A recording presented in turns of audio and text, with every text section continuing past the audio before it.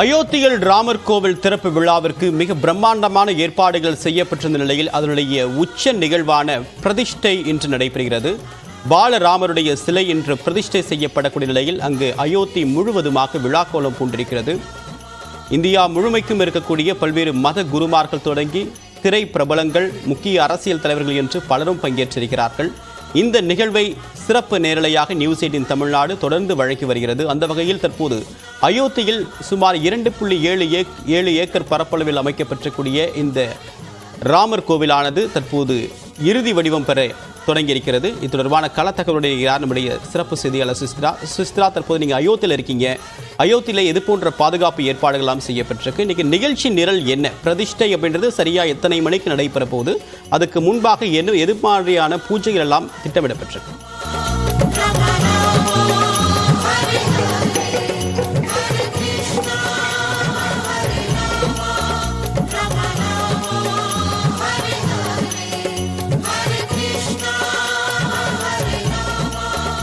அயோத்தியில் தற்போது சிலை பிரதிஷ்டை இன்னும் 4 மணி நேரத்தில் நடைபெற இருக்கக்கூடிய நிலையில் அதனை முற்றி நடைபெறக்கூடிய பல்வேறு சிறப்பு பூஜைகளில் தற்போது மத குருமார்கள் பங்கேற்றிருக்கிறார்கள். இந்த நிலையில் அங்கு பாதுகாப்பு ஏற்பாடுகளும் கெடுபிடி செய்யப்பட்டிருக்கிறது. குறிப்பாக அடையாள அட்டை இருக்கக்கூடியவர்கள் மட்டுமே அந்த கட்டுப்படுத்தப்பட்ட எல்லைக்குள் வர வேண்டும் என்று தெரிவிக்கப்பட்டிருக்கிறது.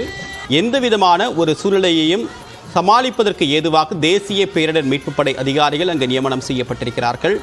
குறிப்பாக அதிக அளவுக்கு கூட்டம் நெரிசல் ஏற்படாத வகையில் இந்த விழாவானது ஏற்பாடு செய்யப்பட்டிருக்கிறது. அதன் காரணமாகத்தான் இவ்வளவு பாதுகாப்பு ஏற்பாடுகள் செய்யப்பட்டுள்ளது. சரியாக சிலை பிரதிஷ்டை என்பது 12 மணிக்கு தொடங்கி 1 மணிக்குள்ளாக நடைபெற வாய்ப்பிருக்கிறது. அதிலும் குறிப்பாக 12:29 நிமிடங்கள் தான் மிக மிக உகந்த தருணமாக கருதப்படுவதன் காரணமாக அந்த தருணத்தில் பிரதிஷ்டை நடைபெறுகிறது. இணைகிறார் நம்முடைய சிறப்பு செய்தியாளர் சுசித்ரா அயோத்தியிலிருந்து. அயோத்தியில் தற்போது நிலவரம் எப்படி இருக்கு? எது மாதிரியான காட்சிகளை பார்க்க முடியுது சுசித்ரா?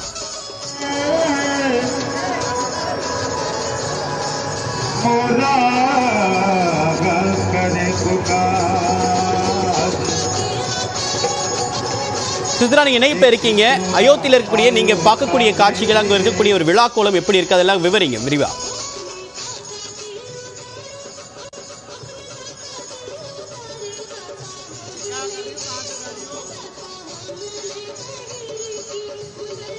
சுசித்ரா, தற்போது இந்த விழாவில் யாரெல்லாம் பங்கேற்க இருக்காங்க? இது போன்ற பாதுகாப்பு ஏற்பாடுகள்லாம் செய்யப்பட்டிருக்கு. அங்க இருக்கக்கூடிய நிலவரத்தை பகிர்ந்துக்கோங்க.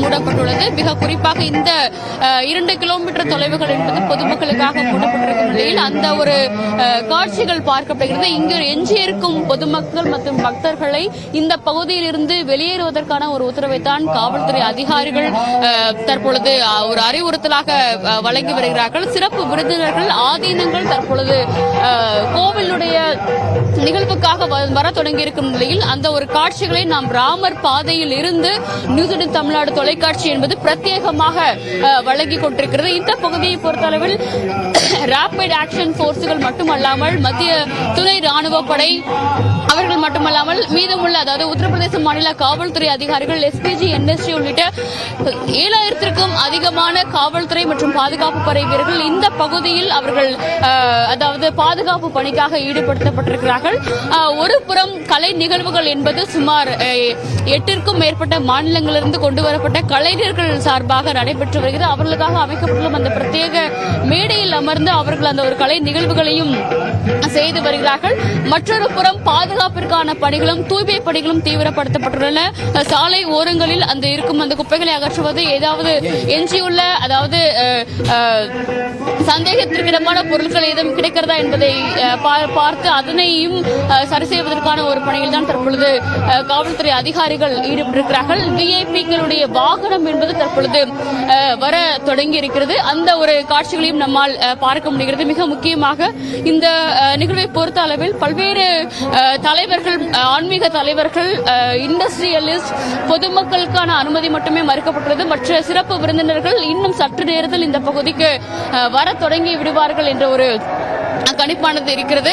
அந்த அவர்கள் வர தொடங்கும் நேரத்தில் அவர்களுக்கான அந்த ஏற்பாடுகள் என்பது QR கோடுகள் மூலமாக அவர்களுக்கான அனுமதியானது வழங்கப்பட்டு அதன் பின்னர் கோவிலுக்குள் அவர்கள் சென்று அமர வைக்கப்படுவார்கள். பிரதமர் சரியாக 10:25 மணிக்கு அயோத்தியாவினுடைய புதிதாக திறக்கப்பட்டுள்ள லால் பகதூர் சாஸ்திரி விமான நிலையத்தை வந்தடைய உள்ளார். அங்கிருந்து ஹெலிகாப்டர் மூலமாக இந்த அயோத்தியினுடைய ராமர் கோவிலுக்கு அவர் வர உள்ளது மிக முக்கியமாக பார்க்கப்படுகிறது. சரியாக 10:55 மணிக்கு பிரதமர் அங்கிருந்து ராமர் கோவிலுக்கு வந்து அதன் பிறகு அந்த பகுதி இருக்கும் அந்த சுமார் 2.5 ஏக்கர் நிலத்தை வந்து சுற்றி பார்த்து ராமர் கோவிலுடைய கட்டுமான பணிகள் எவ்வாறு இருக்கிறது, அதில் எந்த மாதிரியான ஏற்பாடுகள் செய்யப்பட்டுள்ள, அங்கு வைக்கப்பட்டுள்ள சிலைகள் மற்றும் அமைக்கப்பட்டுள்ள புதிய அமைப்புகள் உள்ளிட்ட பல்வேறு விஷயங்களையும் அவர் ஒரு பார்வையிட உள்ளார், ஆய்வு செய்யவும் உள்ளார். அதற்கான விளக்கத்தை தீர்த்த கஷேத்ரா அறக்கட்டளையினுடைய தலைவர் சம்பத் ராய் வழங்குவார் எனவும் எதிர்பார்க்கப்படுகிறது. விஸ்வ இந்து பரிஷத்தினுடைய தலைவர்களும் அந்த கோவிலுடைய அமைப்பு எவ்வாறு இருக்கிறது என்பது தொடர்பான ஒரு விளக்கத்தை பிரதமருக்கு அவர்கள் இன்று அந்த சுற்றுப்பயணத்தின் பொழுது அவர்கள் வழங்க இருக்கிறார்கள். அது முடிந்த பிறகு கற்ப கிரகத்தினுடைய நடைபெறும் அந்த பூஜைக்கு சரியாக 12:05 மணிக்கு பிரதமர் உள்ளே செல்ல இருக்கிறார். அந்த 12:05 மணிக்கு அவர் அந்த பூஜைக்கு சென்றடைந்த பின்னர் 12:15 மணிக்கு சரியாக குழந்தை ராமருடைய அந்த புதிய சிலை என்பது அதிகாரப்பூர்வமாக அயோத்தியில் கட்டப்பட்டிருக்கும் புதிய ராமர் கோவிலில் பிரதிஷ்டை செய்யப்பட உள்ளது. சுமார் அரை மணி நேரங்கள் இந்த ஒரு சடங்குகள் என்பது செல்லும் எனவும் சுமார் அதன் பிறகு ஒரு 1:30 மணி முதல் 2 மணி வரை சிறப்பு விருந்தினர்கள் தரிசிப்பதற்கான ஒரு அனுமதியானதும் வழங்கப்படும் என்ற ஒரு தகவலையும் தீர்த்த கஷேத்ரா சம்பத் ராய் நமக்கு தெரிவித்திருக்கிறார்கள். இந்த நிகழ்வுகள் முடிந்த பிறகு அயோத்தியினுடைய கிரவுண்டில் அமைக்கப்பட்டிருக்கும் பொதுக்கூட்ட நிகழ்விலும் பிரதமர் பங்கேற்று உரையாற்ற இருக்கிறார். அதன் பிறகு குபேர் திலா என அழைக்கப்படும் ராமர் அடக்கமான இடமான அந்த குபேர் திலாவிற்கு சென்று அங்கிருக்கும் அந்த சிவன் கோவில் மற்றும் ஜடாயு கோவிலிலும் வழிபாடு செய்து அதன் பின்னர் கிளம்புவார் என்ற ஒரு தகவலை பாதுகாப்பு அதிகாரிகள் தெரிவித்திருக்கிறார்கள். இந்த நிகழ்வுகள் கோவிலில் பிற்பகல் 2 மணி வரை நடைபெறும் என எதிர்பார்க்கப்படுகிறது. அந்த நிகழ்வுகளுக்கு பிறகு சிறப்பு விருந்தினராக அழைக்கப்பட்டிருக்கும் பல்வேறு முக்கிய தலைவர்கள், இண்டஸ்ட்ரியலிஸ்ட், குறிப்பாக என் சந்திரசேகரன், அமிதாப் பச்சன், ரஜினிகாந்த் உள்ளிட்ட திரைப்பிரபலங்களோடும் பிரதமர் இன்று மதிய உணவு அருந்த உள்ளது குறிப்பிடத்தக்கது. அந்த மதிய உணவிற்கு பிறகுதான் அவர்கள் அனைவருமே இங்கிருந்து லக்னோ புறப்பட்டு பின்னர் சொந்த ஊர்களுக்கு திரும்புவார்கள் எனவும் எதிர்பார்க்கப்படுகிறது. இதற்கான அட்டவணை என்பது ஒரு விரிவான ஒரு ஐட்டினரியாக தயாரிக்கப்பட்டிருக்கிறது. அனைத்து ஏற்பாடுகளையும் பிரதமருடைய பாதுகாப்பு குழுவானது செய்திருக்கிறது.